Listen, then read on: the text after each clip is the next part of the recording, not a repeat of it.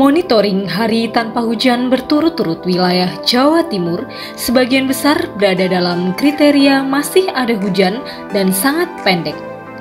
Untuk kriteria panjang terjadi di sebagian kecil Kabupaten Bangkalan.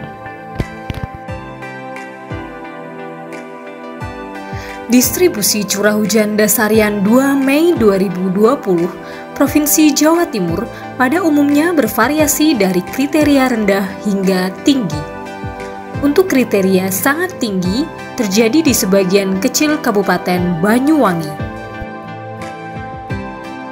Curah hujan dasarian 3 Mei 2020 Provinsi Jawa Timur pada umumnya diperkirakan berkisar antara 51 hingga 100 mm dengan peluang lebih dari 70%.